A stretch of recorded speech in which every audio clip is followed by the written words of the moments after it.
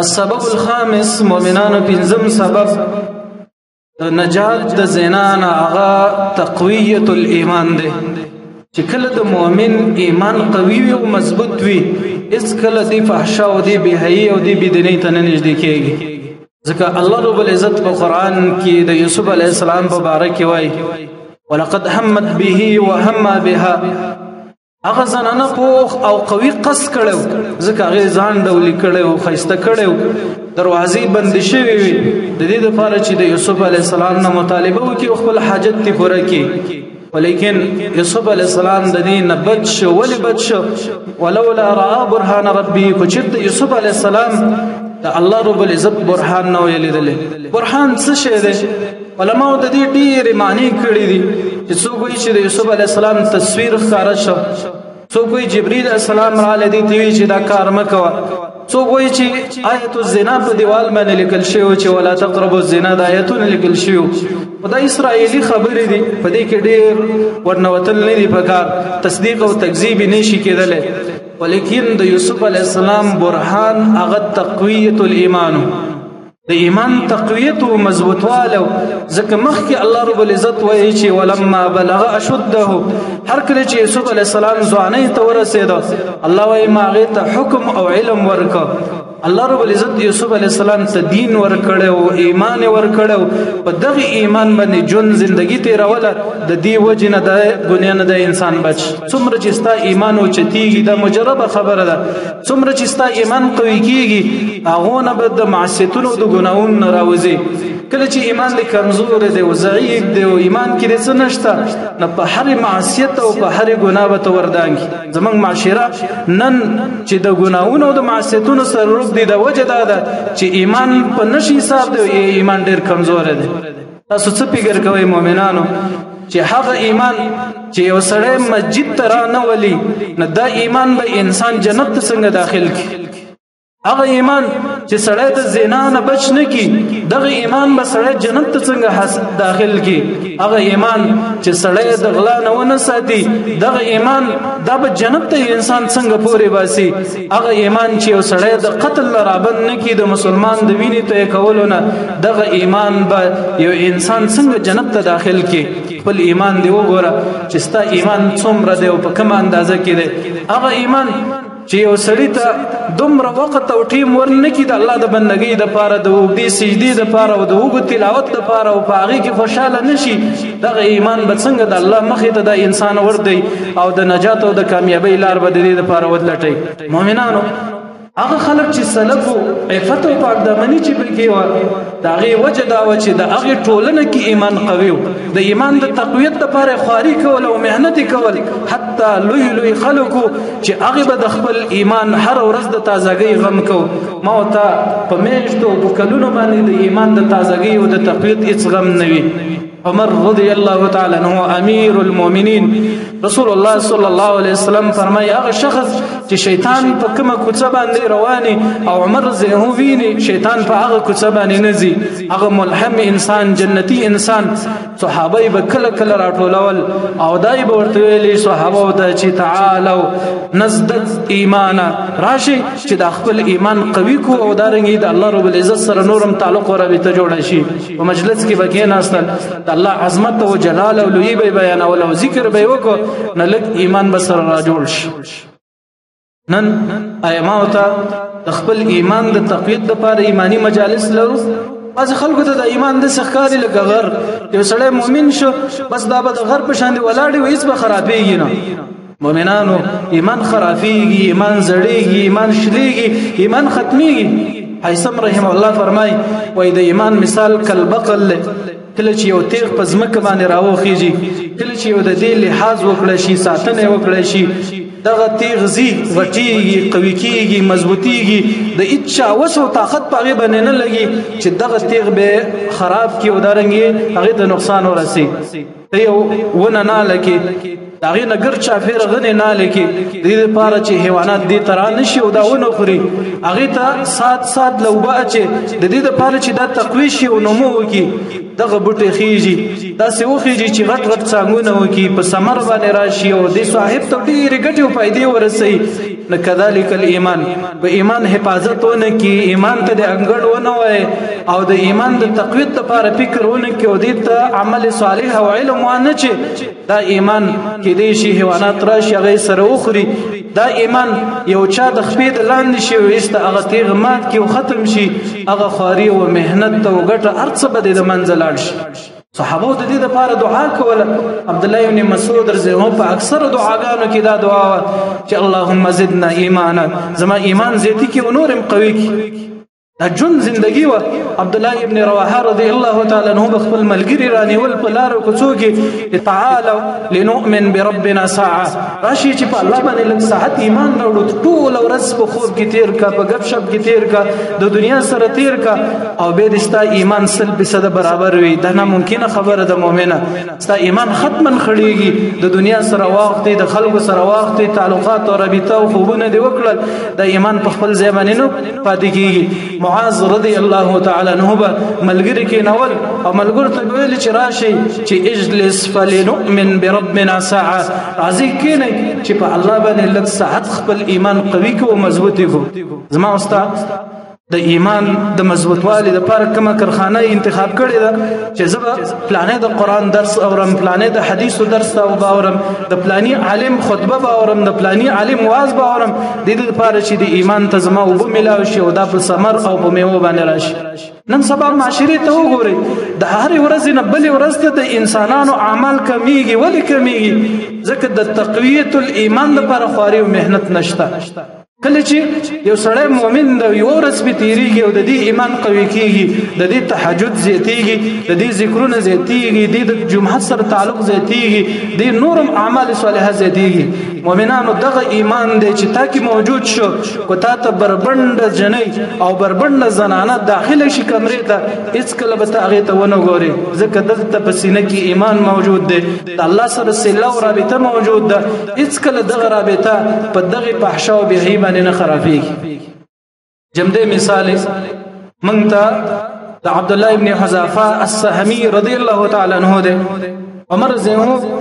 دا د یو لخر سره د امیر په شکل باندې ولګ روم ته چې هغه خلکو سره جنگ وکړي په دې کې حالات سازگار نشو نه په دې کې عبد الله ابن حذافه السهمي رضی الله تعالی عنہ دی کافر ونیو کله چې کافر ونیو بچا ویل چې ما ته راوړل د حذافه رضی الله د ایمان معلومات کی چې د محمد صلی الله علیه وسلم ملګری څنګه دی ایمان بګشته او کنهشته حذافه رضی الله ته وای چې عبد الله ابن حذافه تاسو وګه چې اشرکوکا فی ملکی زتا په خپل بچی کې شریکوم نمایي بچی استاو نمایي زما ودا سیوګه چې دین د محمد صلی الله علیه وسلم پرې هغه صحابه هغه د محمد صلی الله علیه وسلم په مدرسه کې روزل شوی خلکو حذافه ورته سوای والله قسم په الله کما ته د عربو د عجمو بچا کې زدي ته تیار نه يم چې دین د محمد صلی الله علیه وسلم د سترګې د رب اندازه باندې پرېدا هغه د کرسي انتخاب نو هغه د خواهشاتو انتخاب نو هغه د رست جن زندگی فکر وسره زکه دا خبره کوي د خلکو سینې زړونه د ایمان نه ډکې وي ځکه دا خبره کوي چې دا ټولې دنیا بچی راکې ولیکن د محمد صلی الله علیه وسلم دین د سترګې رب په اندازه نه پرېږدم دونه تیار نه یم چې راته ووایي چې دا ټوله دنیا در کوم خو دین د محمد صلی الله علیه وسلم نه دونه انکار وکړه چې دا سترګه رپېږي په دونه اندازه باندې نن د کرسۍ د پاره او د بچی د پاره او د خواهشاتو د پاره موږ د اسلام نه څومره تیر یو څومره اسلام هم لرې غورځولی دویم امتحان په عبد الله ابن حذافه السهمي رضی الله تعالی عنہ باندې کوي دا وګي کوي په کوټه کې اچي وګي کوي خوراک او اسکاک نه ورکي دا غي نه رست ورته شراب او د خنزیر غوښه راوړي ورته چې دا وخوره وګي د من خطر ده عبد الله ابن حذافه السهمي وایي چې دا خو زمونږ شریعت اجازه را کړې ده چې عند الضرورت حرام شي خوړل شي ولیکن زی وس نن نه خورم د دې لپاره چې کافر خوشاله نشي کو زه دا وخورم نو دا کافر به خوشاله شي چې د محمد صلی الله علیه وسلم د دین یو حکم من په دې باندې مات کو نن د کافرو د خوشحالۍ لپاره خلک مسلمانان نیسي وهي ټکي وجني قتلي بس د څه لپاره چې کافر خوشاله شي. نن د کافرو خوشحالۍ لپاره ډیر خلک اسلامي حدود لنګي او اسلامي احکامات او شرایع لنګي د دې لپاره چې کافر خوشاله شي. او ټول دنیا کې چې ځان ته اسلامي سربراهان او دارنګي بادشاہان وایي زیاتره د کافرو نه متاثر خلک د اسلامي احکامات وړاندون کې خلک د څه د وجه نه چې د دنیا سم مفادات او څه ګټي او څه فائدې موږ ته حاصل شي. خدا خبره واوري چې اس کله به کافر خپل لکه والله رب العزت او دین محمدي بم د لاس نه ورکي لن ترضى عنك اليهود ولا النصارى. الله رزق ته موږ ته ویل الله صادق المصدوق دی چې اس کله يهود او نصارا تاسو نه خوشالي څو بوري چې کاملا دین مرتبرخ نه یو يهودیت او نصرانیت هم قبول کړي نه وي. په دې امتحان کې باچا کامیاب نش ولی دغه صحابي د محمد صلی الله علیه وسلم په مدرسې کې روزل شوی شخص ثالثاً دریم امتحان بګي. حذیفه رضی الله تعالی عنہ ته په روم کې یو خسته جنې ګوري او دا راولي او برمنډي دغه کمرې ته نباسي. یو ساعت 2 ساعت 3 ساعت دغه سره تیري. مومنان خپل سوچ او فکر وکړي چې یو سړی ځوان وي ایو زنانه بربند وي او دې ته ور داخله شي او د په اوربت او مسافري کې او دروازې بند دي. په دې حالت کې بچ کېدل نه کیږي مګر په قوي ایمان او مضبوط ایمان سره کیږي. نن خو هر ورځ من د خپل ایمان د خپل ځان نه پردو زنانه او هر تصویر ته ورځو. یوسف علیه السلام ته زنانه غږ کوي چې هاي تلکتات وایم چې راشه. نن هر ورځ زمونږ ځوانان او دارنګي حتی چې ډیر عمر والا خلک لګي دي په موبایل کې هر ورځ لس او شل او 30 تصویرانو ته وای چې هاي تلک تا ته وایم راشه زما خاطر راشه. نن ډیر خلک د پردو خلکو دروازې د دې ګناه د پاره ټکی ګرځي ولیکن هغه خلکو چې ایمان پکيو دغه زنانه به تر اوزي او باچا ته وسکیږي چې تاسو څه شي ته لګل ام حجر او شجر او مدر ایدا کانه ده دا ونه ده ګټه ده ایدا شعور او عقل لري چې ورنوتم ماته د سره غتلم نه دي. دا ایمان ده. نن زما واست ایمان په کوم اندازه کې ده. نن زما واست تعلق او رابطه وګورئ چې زما واست ایمان څومره ده. اې د پردي زنانه نه زما واست دی ایمان سترګې کته کړې. آیا د پردي زنانه نه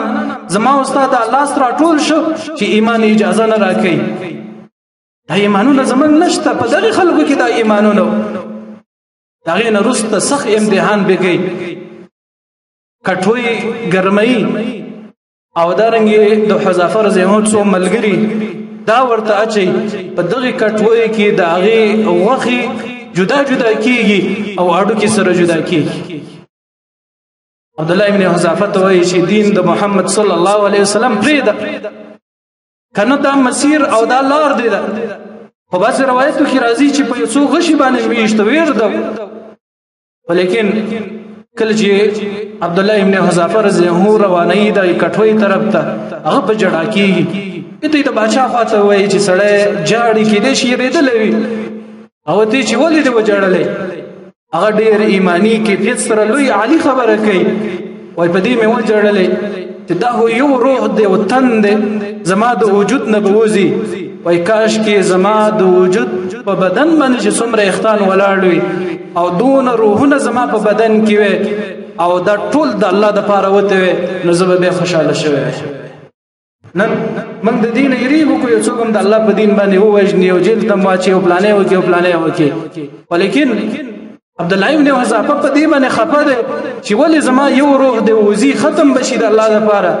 دا روحونه سل پکارو دا زر پکارو او دا 2000 پکارو د دې لپاره چې هر روح زما د الله لپاره وته او د الله لپاره قرباني شوی. دا غي نرسته بادشاہ کوي چې دا د ایمان والا دی او قوت والا دی باندې ورته ګوري چې پریدم دی او زما تندې خپل کا هغه ته چې تندې نه خپلو په شرط د دې چې ما سره د نور ملګری پرې دی هغه ورته چې زه صحیح ده نه د دې وجنه عبد الله ابن حذیفه مجبور شو.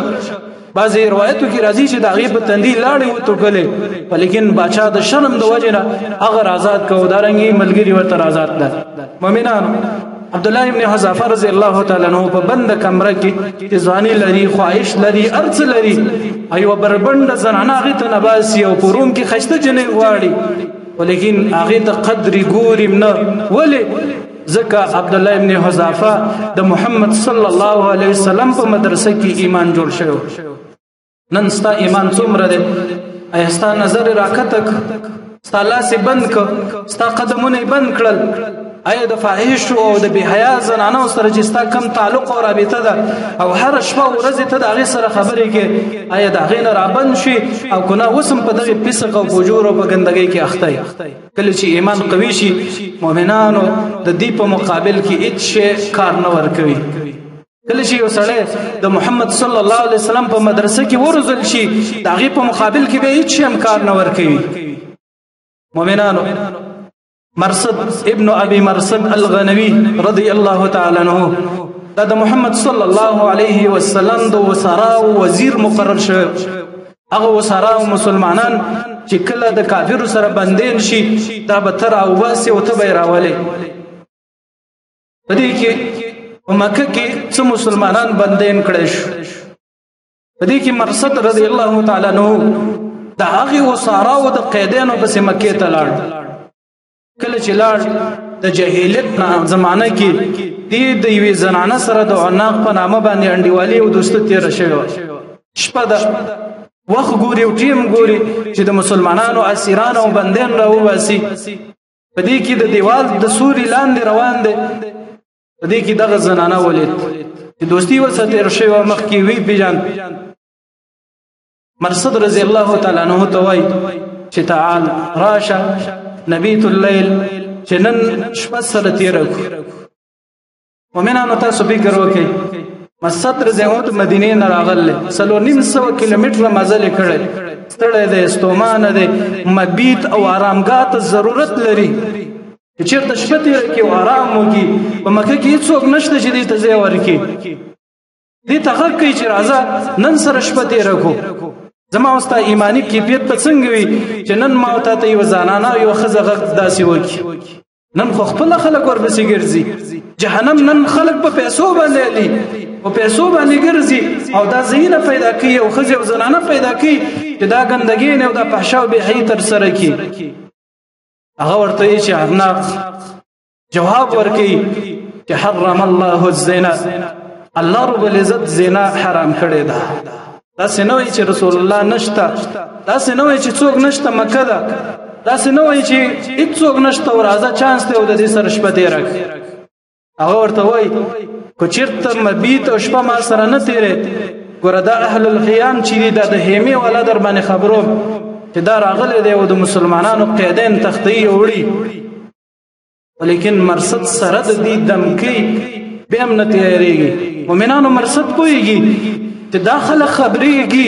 زما په دې کې مرګ دی او قیدي کېدل دي. په دې کې زنانه غږ وکړه چې یا اهل الخیام، ای د خیمې والاو راوځئ، مرصد راغلی دی او تاسو نه د مسلمانانو قیدین وړي. په دې کې د خیمو خلک ټول راووتل. مرصد رضی الله عنه زه لاړم او یو کندې ته مې ټوپ کړی، وایي هلته پټ شوم، وایي حتی دا مشرکین راغلل زما د پاسه یې بولې او مې تیزې مې وکړې او الله رب العزت زه د هغې نه پټ کړم. مؤمنانو دا ایمان د دین او تقوا او د الله سره رابطه او تعلق چې مرصد د پالنګ او د بشترې نه دا ځي، خواهشات پرېږدي، زړه دوستي او ملګرتیا پرېږدي. ولې؟ ځکه چې په مرصد کې اوس ایمان پیدا شوی دی، ایمان یې دې ته نه پرېږدي چې دا معصیت او دا ګناه پرې وکړي. مؤمنانو زما او ستا ایمانونه څومره دي؟ په څومره اندازه کې دي؟ په څومره اندازه کې زما او ستا ایمان زما او ستا کنټرول کوي؟ څومره معصیتونو ګناهونو نافرمانیو نه ساتلي؟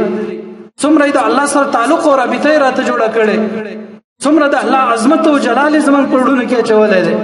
او نن معلومیږي چې موږ جوړ نه یو، زموږ اعمال جوړ نه دي، زموږ عبادت جوړ نه دي. د هغې اساسي وجه دا ده چې بنیاد ایمان جوړ نه دی.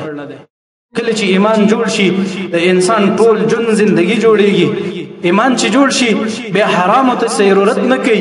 ایمان چې کله جوړ شي به دا انسان هیڅ کله د الله سره تعلق نه خرابوي